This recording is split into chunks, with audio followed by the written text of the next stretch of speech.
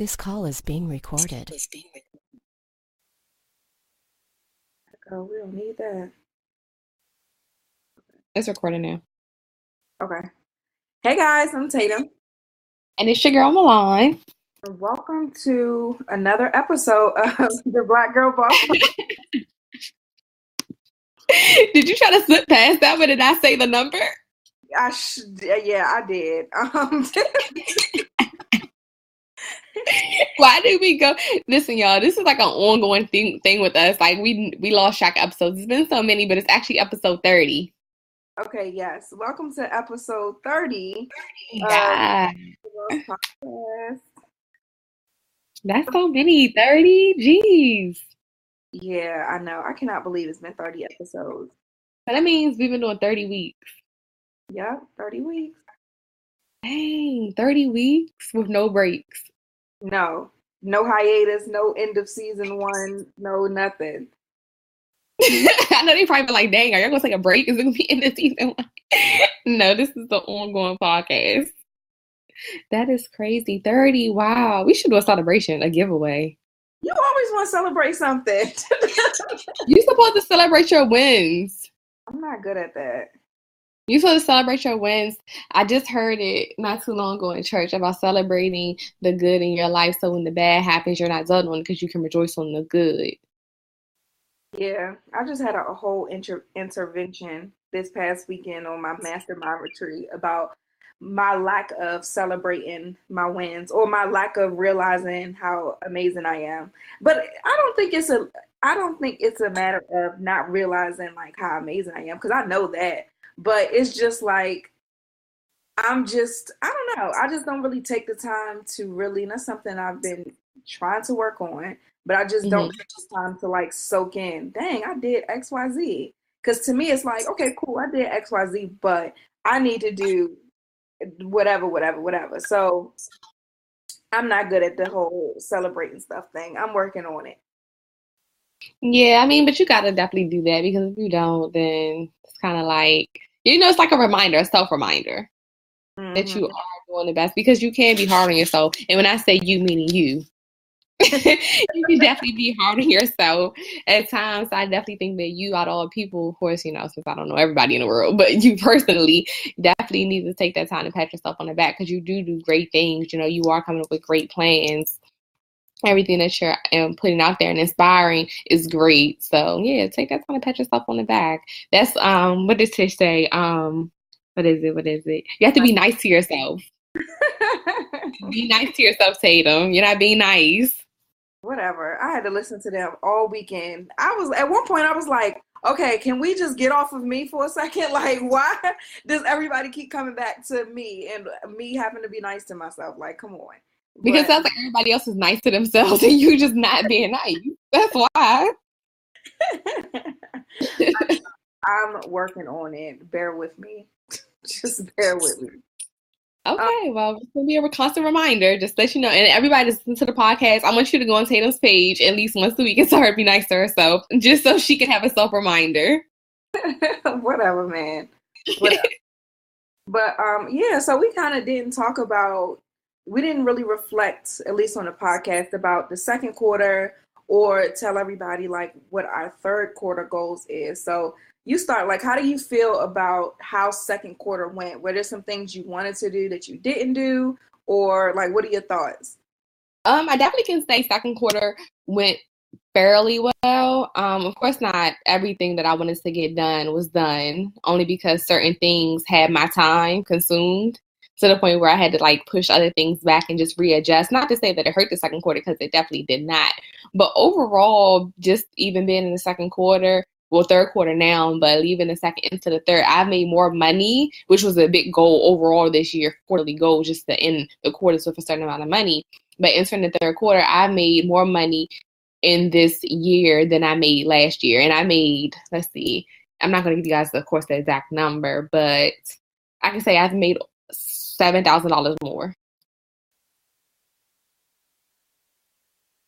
And that's just oh no, I was thinking, because I had something else to say. You know, I get that brain fart. Yeah, $7,000 more, but that's to say just off of one contract allowed me to do that. So I know Tatum and I talk offline, and, you know, she's always like, well, what kind of contract do you need to hit this goal, this, that, and the third? So I was able to achieve that contract, which was one of the goals that kind of was set for each quarter, because of course every quarter is different. But if I place that in each quarter, I can either get that same type of contract every quarter, or at least I'll hit it at least one of those quarters. So I allow myself to do that. So the second quarter, like I said, was, yes, I loved it. In the third quarter, it started phenomenal too, because I entered 2 years of the company. But of course, we'll talk about the third quarter, but just really quickly, entered 2 years of the company with 2 new clients on the first day of the 2 year. So, but of course, a lot more is happening in the third quarter. Yeah, that's amazing. I mean, when we decided we were going to talk about this today, I was thinking about the second quarter, and I was like, I can't even remember, because I'm such a workaholic. I'm like, what happened in the second quarter? So I had to go and really figure some things out. But second quarter for me was about really laying a solid foundation of my entrepreneurship, as far as like being self-employed. And because I left my job in second quarter, right? Yeah. So I left the job in second quarter. So that whole experience just of having that safety net taken from under me has been a wake-up call, and not necessarily in a bad way, but it's just something I don't think people will really understand until you don't really have it. And it's just the fact that, you know, like I said on this podcast before, like, I eat what I kill. Every single thing I do every day adds up to if my business is going to last or not. So I just think this second quarter, I did a lot to really lay a solid foundation. Like, I worked harder than I've ever worked before. I've always been an executor. I've never had a problem with, not necessarily never, but I'm not a big procrastinator. If I set a goal and I say that this is what I'm going to do, I'm going to get it done. That's just one of my strengths. But just looking back on this quarter, I was able to do so much. And I'm talking about like back end things. Like, I was able to develop different systems and more funnels within my business that allow things to work without me working. I was able to create more content that my audience wants. I was able to, I launched my coaching business, or coaching program, or coaching leg of my business in the second quarter. So I diversified my revenue streams. Like, my business on paper is like lit, just because of all of the things that I'm doing. And there's things now, as I continue working in third quarter, and as the year closes out and all of that, like, I know that my business is going to make a lot of money with me working a lot less. Like, last year, when I was just doing the youth leg of my program, all of my revenue was active. So if I didn't go to the school and present the program, I didn't get paid. If I didn't go to an organization and do a workshop, I didn't get paid. So it was kind of like, I have to work. It's constantly exchanging hours for a check. And in order for a business to really last, that's not good enough.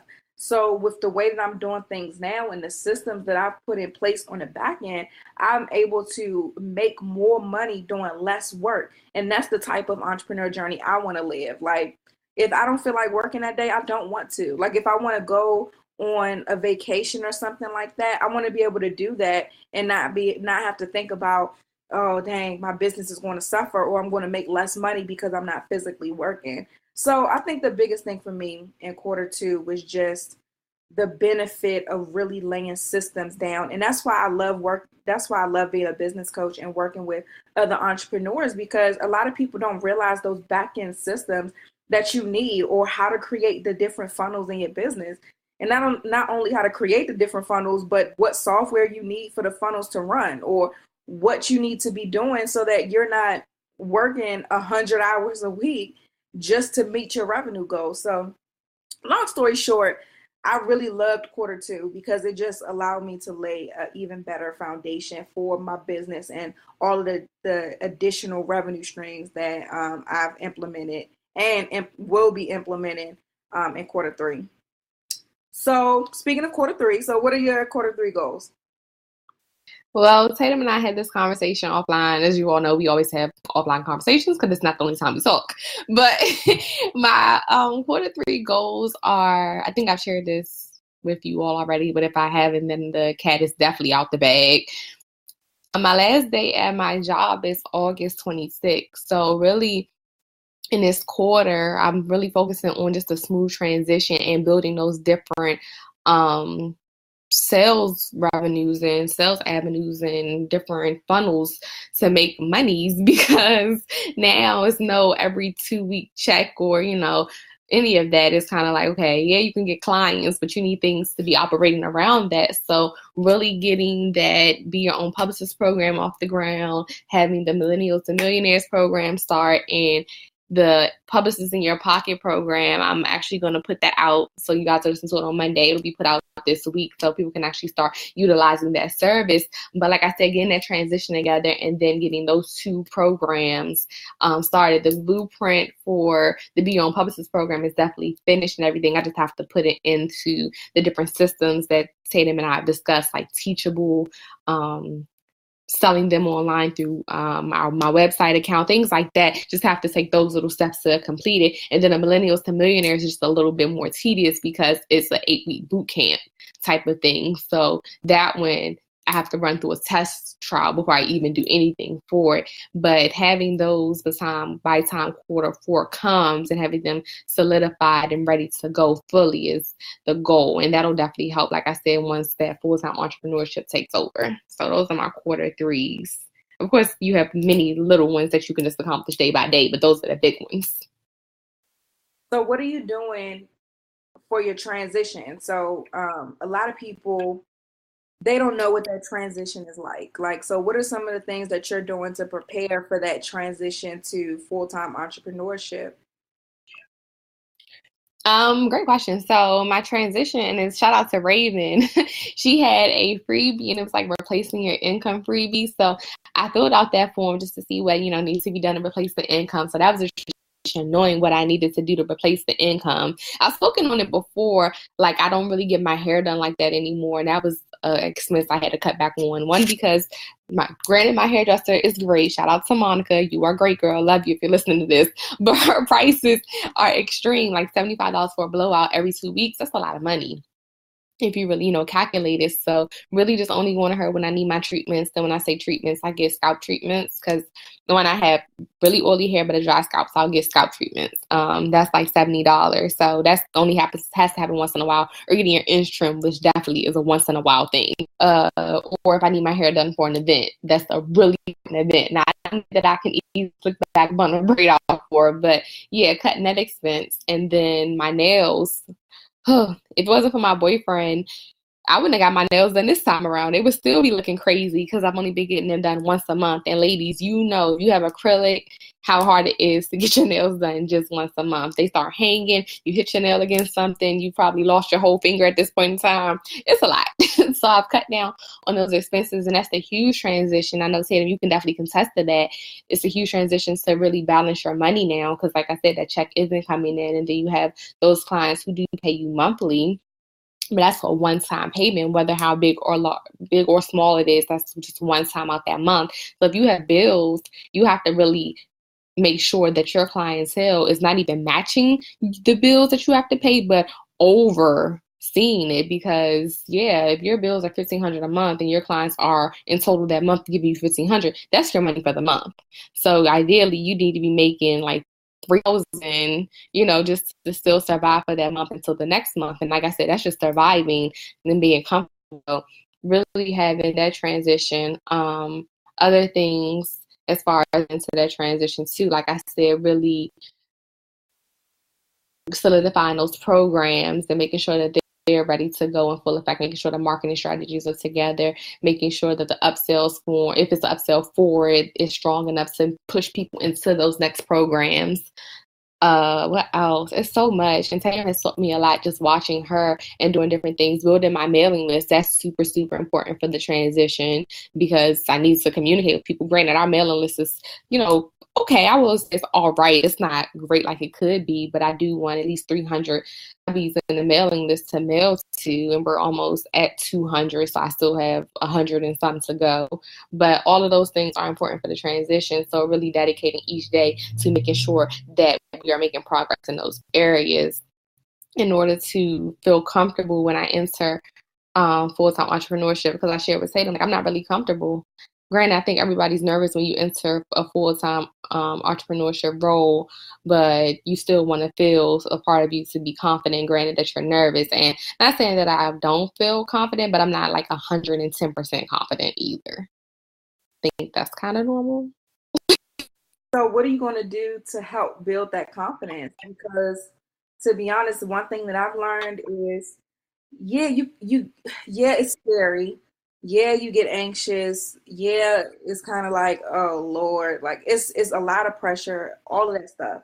But you gotta have, just like we prepare for storms and we prepare for things that happen in the world, whether it be like a thunderstorm or something like that, we have to prepare for the mindset troubles that's going to come as entrepreneurs, because it's going to be days where because when you have a job and you working in your business, I swear, like, I really can't even articulate it right now, but it's so different.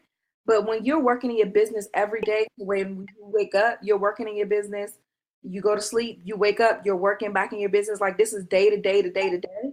And you're working super hard, and your results don't come as quickly as you want them to come, or your results aren't seemingly there at all. Like, that takes a huge hit on your mental, because then you'll be thinking like, is this even something I'm really supposed to be doing? You'll get thoughts like, I just want to give up. Like, why am I working so hard and I'm not seeing the fruits of my labor? Like, these are things that happen. Or you may have a really great week and then the next month is trash. So it's like, these things happen. So what are you doing now to just prepare for I don't want to call it attacks, but for just the mindset struggles that are going to happen during that self-employment time?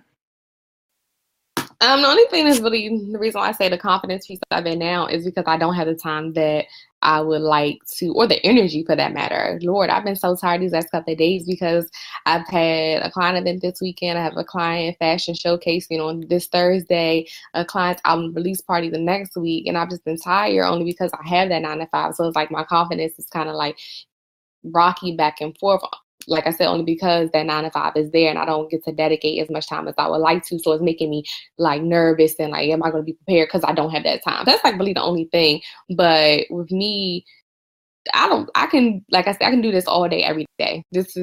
I love my company. I love what I do. But that 9 to 5 is a hold up. And that's why all of us leave the 9 to 5, so you don't have to focus on that. But once I get that full-time dedication, and of course, like you said, the ups and downs are going to come, the hiccups and the giggles are going to be there. But just knowing that I'm able to figure out a way myself and not go to a 9 to 5 and be trying to figure it out is just going to be so much better, because the 9 to 5 adds that extra stress. At least it'll be the stress of my own company where it's okay, I can figure this out, I can get through it, I can have my mental space, I can have my mental time. I'm very good at balancing and breaking through those mental moments.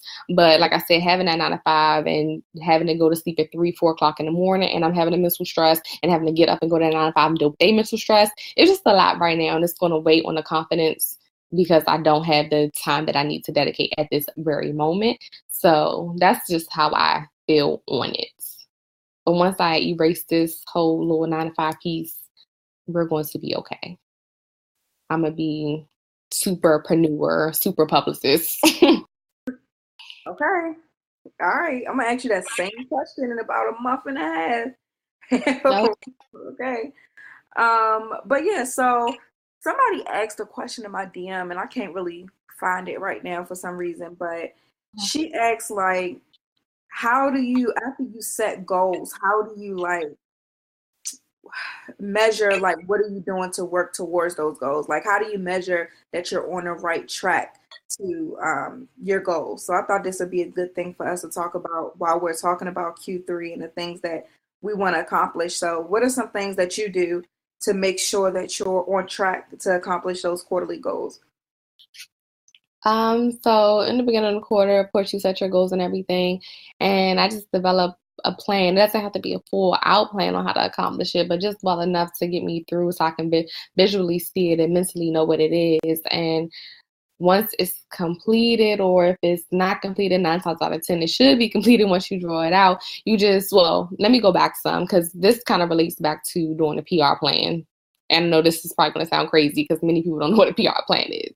But a PR plan, you write down your goals, your objectives, and the tactics. So the same thing with your quarterly goals. You do the goals, the objectives, and the tactics of it. And then you do the evaluation process. So for the evaluation piece, you're saying in order for this goal to have been successful, this is what we need to see. So if your goal for the quarter was to develop 10,000 followers or whatever the case may be, you write the objective for it, and then you write down write the objective, you write the goals to get there, and then the tactics and everything. And then in that evaluation, you say, okay, we increased, in order to see this, the following needs to increase by 150 followers a week.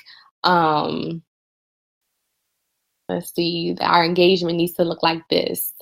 The reach needs to look like this. So those like evaluation pieces. So providing yourself with those will definitely ensure that you're reaching it, because if you're not already seeing that weekly progress, then you already know that you're off balance. And I think that's probably the better example to give, because it can apply to anything necessarily. Yeah, I agree. I think the most important thing when setting goals is making sure that, one, you have those tactics, you have the tasks, the individual tasks that you need to do that contribute to the accomplishment or the accomplishing of that goal. Really having things laid out, having a timeline, and having those key performance indicators that let you know that you're on the right track. Because sometimes, everything isn't going to go the same way every single week. So if you are writing a book, let's say, you have certain milestones. So you might have, and a milestone is the same thing. It's like, it was not the same thing, but it's similar to a key performance indicator. So you have this milestone of like, my outline is finished. Perfect. Then my text is finished. Then my marketing plan for the book is finished. Then the editing is finished. I got it back from the editor. So all of those different things, you just have to set those milestones in advance. And those to me are when you celebrate certain things. Now, I'm 100% transparent in that I don't always do that. But those are the things that you celebrate too. So after you finish your book outline, attach a reward to that. That's something that Tish keeps telling me to do, attach rewards to my goals. So attach rewards to those milestones that you reach as well, and then just keep hustling and keep working towards it. Something that I use, a software that I use is Trello, Trello, and I love Trello because it's very simple looking. They have an app for it, and so what I do is I set up my quarterly goals, and I set up my monthly goals, and I set up my weekly goals. And for the weekly goals, though, they'll let you put like a little to-do list in there. So I could say my goal is to finish a chapter of a book this week. So my little to-do list will be write 1,000 words a day, or finish outline, or whatever the individual tasks are for that small goal. I'm able to do that and set a due date to it. So I love that because it just allows me to organize everything that I'm doing. And then I can because I used to manually write it out, but now I can then take that and plug it into my calendar as I'm planning out my day. Like, all right, these are the goals that I set to, or the things that I set to be done on Monday. So let me go and update my calendar so I have like my schedule for the whole day, so I know what's going on. So yeah, Trello, you guys, is something that you may be interested in. Check it out. It's free. You don't got to pay for that. Asana is another good like project management tool, Asana. I love Asana. You said what? I love Asana. I use that to assign my interns tasks and stuff. Oh yeah. See, I used it, but I didn't like it for whatever reason. It just wasn't connecting with me like Trello was. But I've definitely tried both. So okay. Yeah, I just heard of Trello literally the other day, like probably like 2 days ago. Yeah, definitely, y'all check out both, and whichever one works best for you, then go with that. Um, but yeah, so my goals for quarter 3 is, let me see which ones I want to share. I'm not going to tell you all of them. We'll tell the world all of them. But one goal I have is to reach 1,000 downloads, 100,000 downloads for the podcast. Another one is to finish my book. I started writing my book in the first quarter, but then as I was picking it back up, I was like not happy with it for some reason. Like it just wasn't connecting with me. So at my mastermind retreat this past weekend, they helped me with it. So now I have a way clearer vision for it. And I'm excited because this book is going to be led. Not only is the book going to be excellent, but the book is, the way that I'm doing it is going to allow me to not just have a book that I'm selling, but to take it into corporate. So y'all see what I'm talking about once I actually announce it and have it available for the public and stuff. But I'm doing it in a very strategic way so that I can start going into larger businesses and things like that, who write the bigger checks, and start adding that, building that leg up of my business. But this book is going to be an excellent gateway to that, and I'm so excited about it. So y'all see why I'm so hyped once it comes out. But I just love not only the content that's going to be in this book, but just how strategic it is, how helpful it's going to be for the everyday entrepreneur, as well as how beneficial it's going to be for me transitioning into working with companies. So yeah, that's all I'm gonna say about that. I'm trying not to give too much away, but that book is going to be amazing. So I'm finishing that book this quarter. And what else? I launched Black Girl Boss University already, so that's done. Y'all will hear the ad for that in this show. Well, by now, if you're listening to this part, then you've already heard the ad for that. But yeah, so launched Black Girl Boss University. I want to have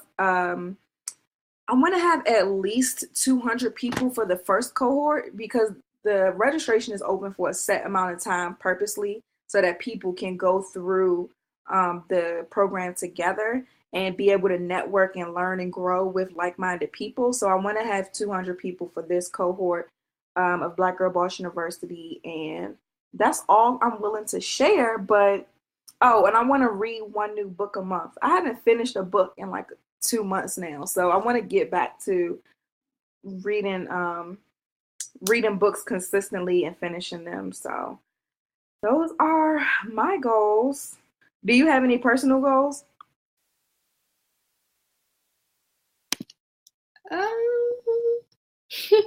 Don't laugh at me, guys. My personal goal is kind of, sort of trying to, in a sense, maybe go vegan. In a sense. Oh, girl. Huh? I said, oh, girl. Wow. You watch What the Health too? No. I have not taken the time out to check that out. I heard that it has turned a lot of people's appetites into quote unquote vegan, but no.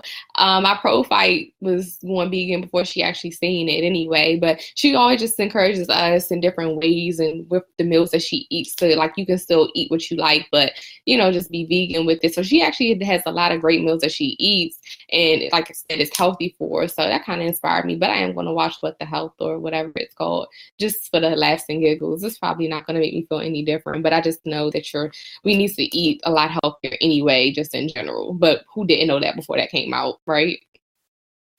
Yeah, and I watched it and I was like fake vegan for a couple of days, and I know I cannot be a vegan. I can definitely be a vegetarian or a pescatarian. I was actually a pescatarian for like 2.5 years. So I know I can do that. And I know I can do vegetarian. Vegan, no, it's too much. It is way too much. Like, I went to the store. So after I watched it, I looked up like different recipes because I cook all the time. So I'm like, all right, cool. This time when I go to the store, I'm going to get vegan stuff. it was stuff on that list. I didn't even know where to find it in the grocery store. I'm like, what is this? Like, what are you? I would have to throw away everything. So I was like, I don't know. So then instead, I tried to get like some pre-made meals just to see what I liked and didn't like. So I have bought a vegan pizza. I did like the vegan pizza, so I'm okay with eating vegan pizza. I had like meatless chicken wings. And those were the most disrespectful things that I have ever eaten in my freaking life. Like, vegans disrespect chicken wings because it tasted decent because it was like honey barbecue wings or something. So the honey barbecue flavor was fine. But the texture, the aftertaste, like, I was over it. I was so over it. I had like vegan fajitas. I did like those, so I'll probably eat those again. But like, I can't be vegan. It's too much pressure. I just cannot. You sound so stressed out. I did see when you posted about those wings. You was like, the aftertaste is horrible. I don't know. That's why I said kind of, sort of, maybe just a little bit slightly vegan. So when I say that, I'll cut certain things out and act like I'm vegan, but I'm not full, because like you said, I don't know. It's a lot, and I don't know how they do the whole full-blown vegan thing. Like, they're like, oh yeah, no cheese, nothing that comes from animals. I'm like, first of all, I'm in love with cheese. If I could marry cheese, I probably would. That's how much I love it. So that's not going to happen. But certain things I can get rid of. Like, of course, I don't eat pork now. I can eliminate beef fully. That's not hard. Chicken. I don't really like chicken in my pasta if I'm eating like chicken and waffles. So that's kind of tough. Yeah. So we're going to say Milan is not a vegetarian. She's not a pescatarian, but she's kind of fake vegan and all that great stuff. So yeah, I'm a fake one, but I'm going to try to eat healthier. In short. Yeah, definitely try some stuff out and see what you like. One of my friends is a vegetarian, and she gave some recommendations for where I should go try stuff, and I'm cool with it. Like, I'm cool with eating healthy. My thing is just, it needs to be something I like. That's it. If it tastes good and I'm fulfilled, and then I will do it. But vegan is just cruel.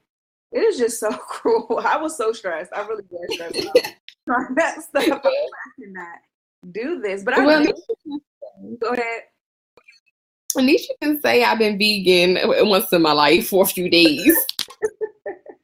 Yes, but it did tell me what I do like. So I can't say, all right, I'll get a vegan pizza as opposed to getting a pepperoni pizza, or I'll get a veggie pizza as opposed to a pepperoni pizza, or I do like almond milk. So I'm like, okay, I can eat less dairy because I do like almond milk, even though I only drink milk. I rarely drink milk. So if I just so happen to have a craving for cereal, then I know I can get almond milk and I don't have to worry about dairy that way. So watching the documentary showed me like the risks of things. And now it's like, okay, I'll just be more mindful of what I do eat and try to cut back on what I can cut back on. But who's to say that vegetables don't be having stuff in it too? So like, just say your grace is hard. For real. Yeah, that's true. I guess I'll try a few things. I'll look into some of the things that she suggested, and I'll see it. I know she just went out to a restaurant. She had put, thank God they have a vegan option. I'm like, they really have those? Like, I was just like so surprised. But she had a whole vegan meal, and it didn't look bad. It was kind of like rice and vegetables, though. So yeah, a lot of restaurants have vegan options, but I can't. I'm not good at eating healthy when I go out. Because if I'm gonna go out, I'm gonna spend my money. It's gonna be something I want. Like, I'm not about to spend my money on something that I'm gonna still be hungry after I eat. Then I'm gonna have attitude. That's not gonna work.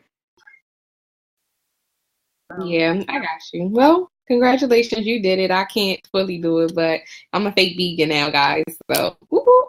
Shout out to the fakes. Good luck. Have fun. So we had a question in our DMs. It says, it's from Lulu Fitness. Okay. It's actually Lulu Fitness, like Fitnez. That's funny. She said, good morning. I just listened to your new podcast. Well, I listened to all of them, LOL. Haha. I have a question for my business. I'm a fitness coach / trainer, and I just launched my own products for my fitness company. I haven't been successful in making a ton of sales yet. I've just had a few this month, this past month. How do I get the sales going? Like, am I branding the right way? What do you think? Okay, repeat that one more time. We're on Uber conference, guys, recording, so it goes in and out sometimes. Yeah, so she basically says she's a trainer and fitness coach, and she launched her own products. She hasn't been successful in making a lot of sales, so she wants to figure out how does she get the sales going, and wants to know if she's branding the right way. Well, I don't know her current branding efforts, but I spoke on this last podcast. Have you done your competitive analysis and your market analysis first, and your target audience analysis to see what they are, like what they want, what they're requiring, what other competitors are doing, what the industry looks like, what they're doing? If you haven't done those yet and figured out those answers, that's the first step where you went wrong. And then doing that brand awareness. Did you build awareness around your brand first?